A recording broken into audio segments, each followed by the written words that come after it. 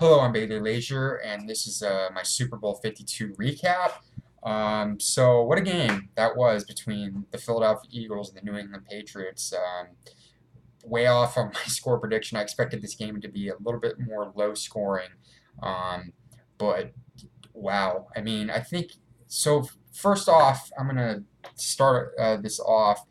I think that that game set the NFL record for most combined total yards in a game in both playoffs and in Super Bowl and even in NFL history since the league started back in the 50s. I mean, look at Tom Brady's statistics. I mean, it was a quarterback shootout. I mean, it's just something you don't see that often, let alone levels and way let alone the Super Bowl. I mean, just what a performance Nick Foles and Tom Brady had at the quarterback position. Just it was a really great game. That there was one total punt in this game, which was amazing. Nick Foles. I mean, wow, 373 yards, three touchdowns. He caught one touchdown, only one interception. Tom Brady, meanwhile, threw three touchdowns and over 500 yards, most for a quarterback to lose the Super Bowl, as this was his third Super Bowl loss. But I mean, just it was incredible. It was an incredible game. But the Eagles won this game 41-33, winning their first Super Bowl and finally ending that drought for Eagles fans. The Patriots, they now with that loss, that was their fifth Super Bowl loss in franchise history. So they tied the Denver Broncos for most Super Bowl losses. Um, but yeah, there was a lot. I mean, the Eagles, Nick Foles, just it seemed like he had an answer, and I gotta say that I think the two things when we look at it from coaching wise, Doug Peterson, he sometimes, when you're, especially when you're coaching against a genius like Belichick, you have to be risky. And that he did. In the first half, they on that fourth down and goal, I thought it was a good call to go for it on fourth and goal, because the Patriots were getting the ball back at the start of the second half, and I thought a field goal would have been just, I mean, it was still been a one possession game, so it really would have been a victory for the Patriots. What I wasn't expecting was that trick play call, and sure enough, trick play call. Burton, I think was his name, the tight end, did that trick play, that lateral kind of toss play, threw it to Nick Foles wide open. Nobody would have thought that the difference in the first half, because the Patriots did that same play and Brady dropped the pass. So it was really, nobody thought the difference in this game would be uh, who caught their pass, which quarterback caught a pass. But it was really incredible. But Doug Peterson was risky, and I think another risky call was when the Eagles were down by a score and late. I think there was like 5.5 minutes. They were like at their own 40, and it was fourth down and one. And Nick Foles and the Eagles decided to go for it on fourth down. I thought there was a risky play call, but I can see what was happening was the Eagles defense wasn't stopping them. This is a great Eagles defense, and they were not making stops. And but it was risky because if you don't get this 5.5 minutes left, I think there would have been, the Patriots. I think they would have. They're a great, a great clock chewing team. I think that would have been the game, but it was a risky play call that he was able to complete it to Zach Ertz. Um, there was a lot of other questionable calls. I mean, we're going to talk about the refs. So there was two. It seemed like it was the opposite of the Patriots were on the opposite side of this. As the Corey Clemens touchdown, that was a little bit of a questionable call. They gave the Eagles, I think, a 10-point lead back somewhere in the middle of the third quarter. It looked like he juggled the ball. It was really questionable, and this is, I hope, in the NFL offseason they fix this rule and make it clarify of what actually pertains. When do you possess the ball, and how? What makes you lose possession of the ball? They need to figure out this rule. It's just not good.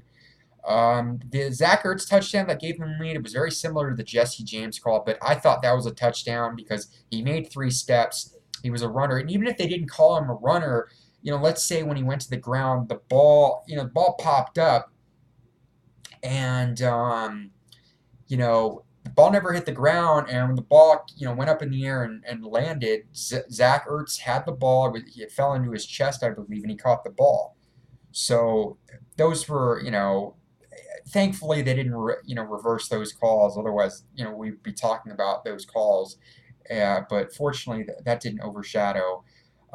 So at that point, because I think the Patriots then the Giants, they went for it on 2 point conversion, excuse me. Um, and they missed it. So you're thinking, okay, Tom Brady 5 point lead, 2 minute warning, two timeouts. This is the game. This is a position where he comes back and wins that big game. Well, the Eagles, who had not made a play the entire game, finally make it big. Brandon Graham getting into that pressure, stripping the ball out of Brady, pretty much ended the game.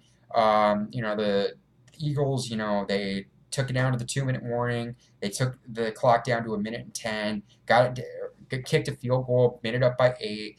Um, Tom Brady proceeded to go at least to midfield with 10 seconds left. He went for a Hail Mary, missed it, and the Eagles were able to seal that game up.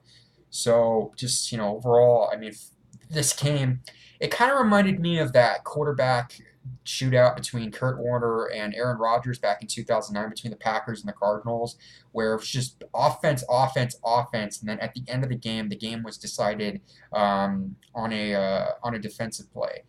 I thought that's where I see the comparisons. But overall, a great game, great performance by both quarterbacks. I think in my opinion, a lot of people say, "Oh, another loss. This hurts Tom Brady's legacy." I don't think it hurts them.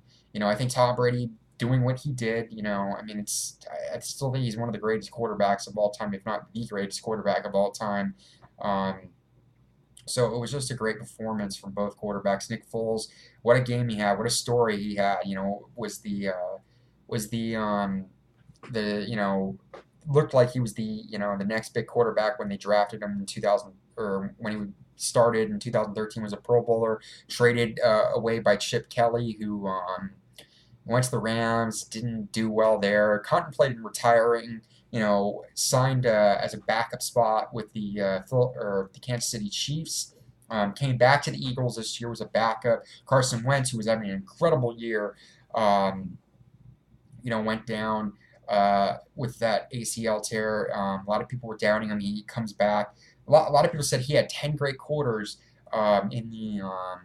in the playoffs, and that he did. Those two, the second half against the Falcons, that game against the Vikings, and then this game. So what a story! Another big backup quarterback winning the Super Bowl. It goes up there with Tom Brady's season, Jeff Hostetler of the New York Giants, Kurt Warner, which is interesting. Another note to note. The MVP curse is still in effect. Tom Brady, the day before the game, lost, or excuse me, he won the MVP, but then lost the Super Bowl. It has not been since 1999, when Kurt Warner won the MVP and won the Super Bowl in the same year, where that's happened, where the quarterback or the MVP that wins the Super Bowl or wins the MVP wins the Super Bowl in the same year. So it was just not, Tom Brady just couldn't overcome that either.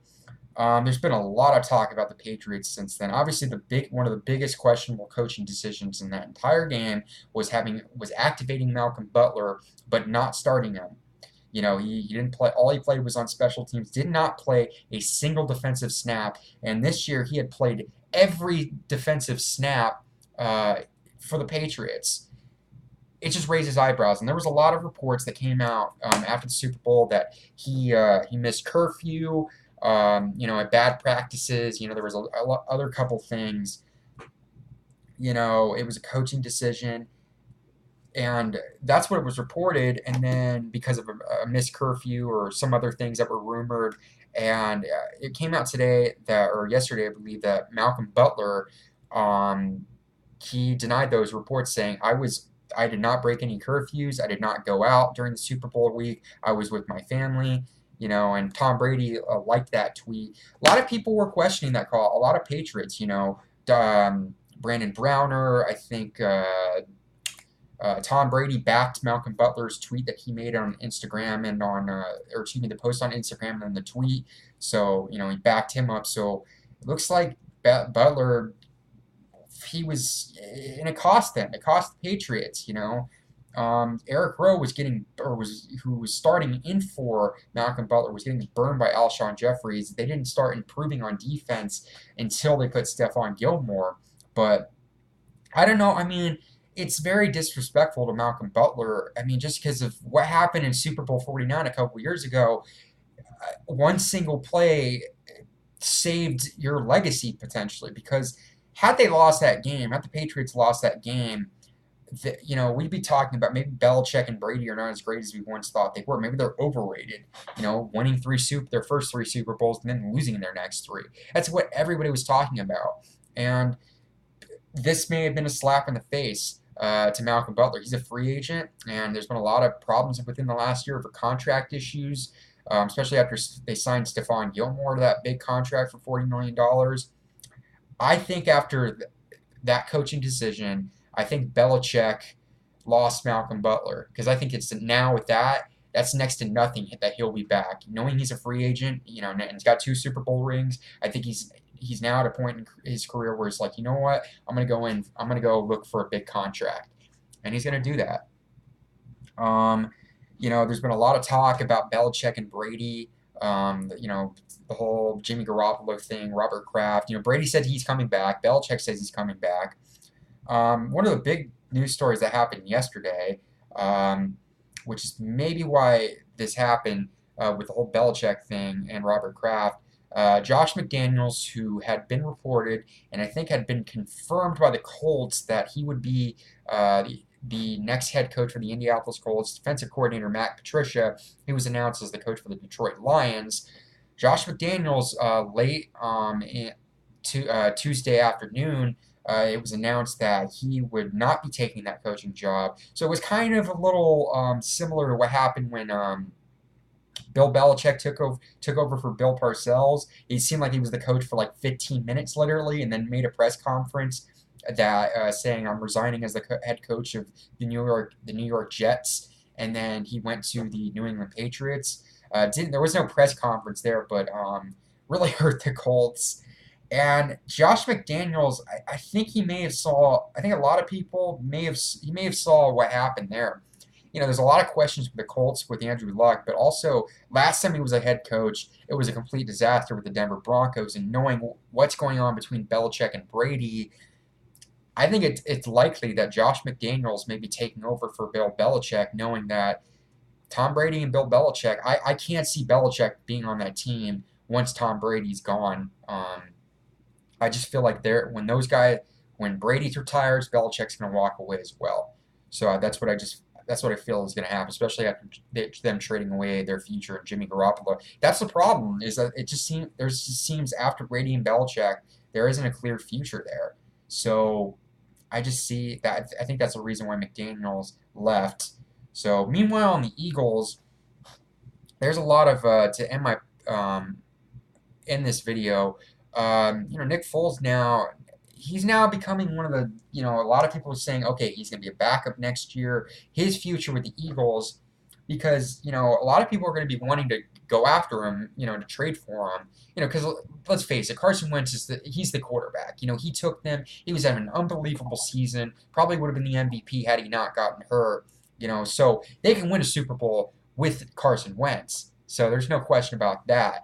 But I think Nick Foles now, because he's under contract for next season, and he's got I think he has a big contract for a backup quarterback. I believe he's got a multi-year deal.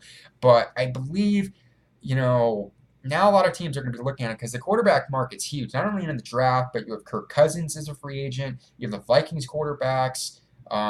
We don't know what's going on with the Giants. Maybe they walk away from Eli Manning.